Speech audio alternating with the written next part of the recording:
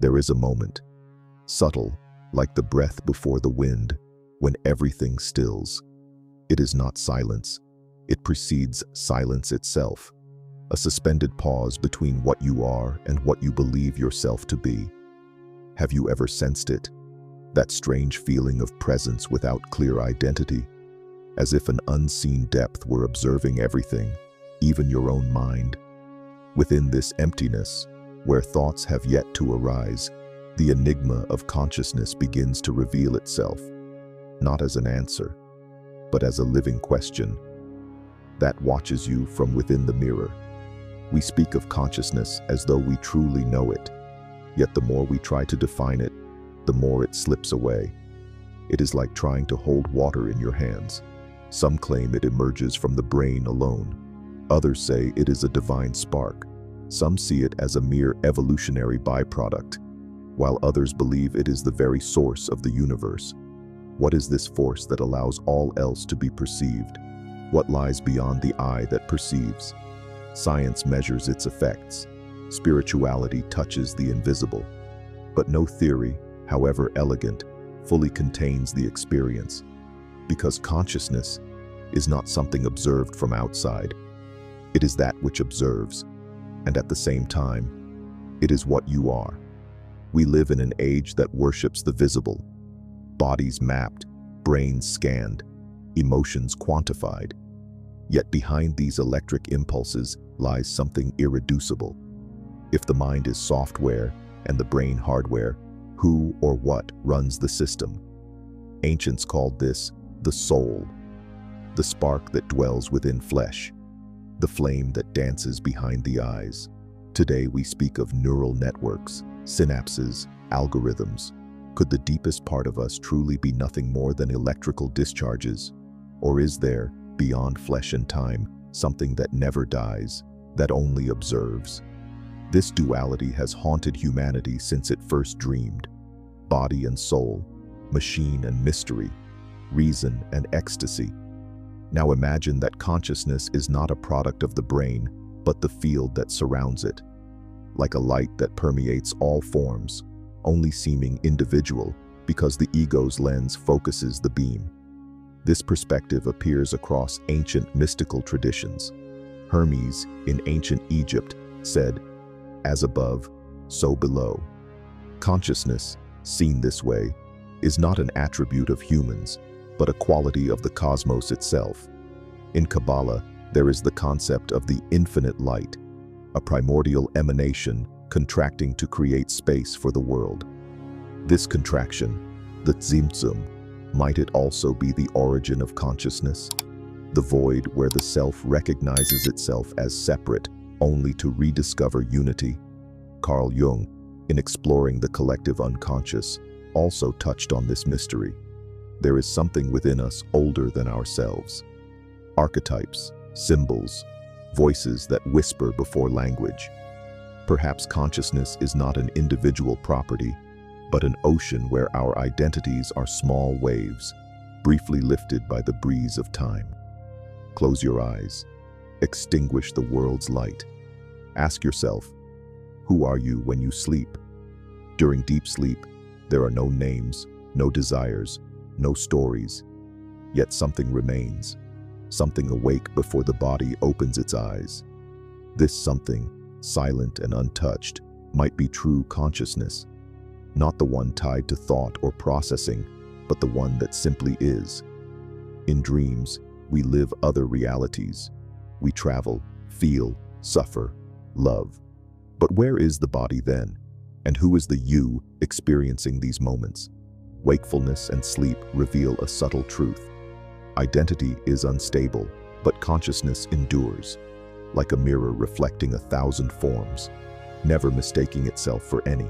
Where there is light, there is shadow, and where there is consciousness, there is forgetting. Perhaps what we call awakening is not acquiring something new, but remembering what we were made to forget. Consciousness illuminates, but also reveals abysses. How many times have you tried to run from yourself? How often have the questions hurt more than the answers? Because light does not only clarify, it exposes. Every soul seeking clarity must be willing to face what it preferred to hide. Shadow is not the opposite of consciousness. It is its complement. Carl Jung said, "What you do not bring to consciousness will appear in your life as fate." Could awakening be gathering all the fragments we left behind, recognizing in the other the part we denied in ourselves? When mature, consciousness stops trying to shine alone. It dives into darkness, and there, it lights another kind of fire. We live beneath the illusion of being someone, a name, a face, a history. But is that identity real, or merely a role we've been taught to play? If consciousness is the backdrop of all experience, then ego is simply the lens through which it narrows its focus. The child you once were no longer exists, and yet something in you has never changed. Something constant, even as everything else transforms. Could consciousness be the only part of you that doesn't grow old? Mystical traditions call this the witness, the silent observer, the one who never interferes but sees all. That spark beyond thought, time, and form. The more we cling to our identities, the farther we drift from that still point. But when the noise ceases, when the mind grows quiet, we return to it, not as if discovering something new, but as if finally remembering. And what if everything you perceive out there is just a mirror of what unfolds within?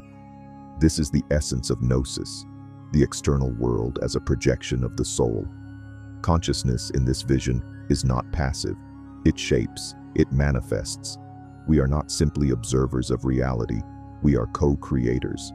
Quantum physics, with its precise yet paradoxical language, whispers something similar. The act of observing alters what is observed. Could the universe be responding to your awareness?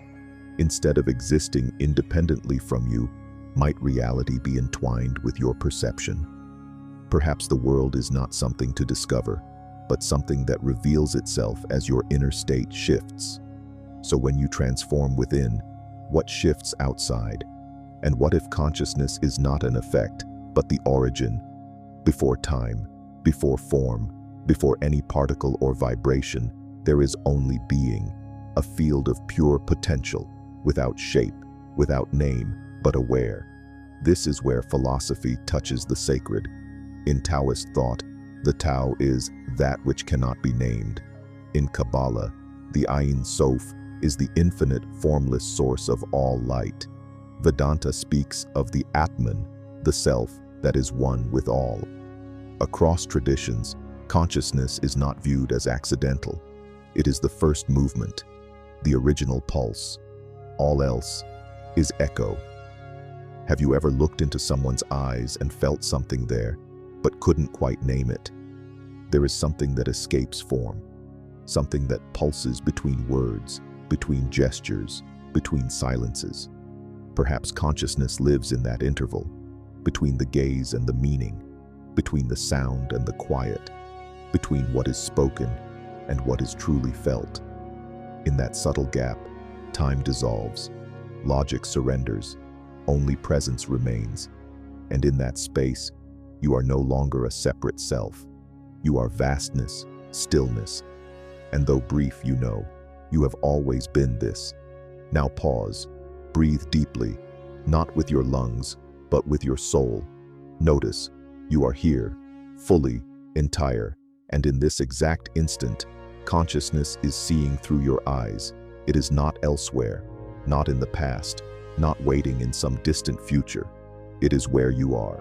You don't have to chase it. You don't have to earn it. You only have to remember. Remember that you are more than your thoughts, more than your longings, more than the collection of your stories. Remember that being is not about doing. It's a state, a quiet flame, and in that state, everything changes. The world, once so solid, softens like mist, and what remains is the most intimate of truths, one that cannot be captured in words. You are consciousness. You are the space in which all unfolds. Even silence is held within you. So, what is consciousness? Perhaps no answer will ever suffice, and maybe none is needed. Because consciousness isn't meant to be explained, it's meant to be lived, felt, recognized, and the more we look for it outside, the more we forget it was always within. So now, in stillness, allow yourself to return to that origin, that place before thought, the whisper before speech. There, you already are. There, you already know. If something inside you stirred while listening to these words, then the journey was worthwhile. Perhaps the real message lies not in what was said, but in what echoed between the lines.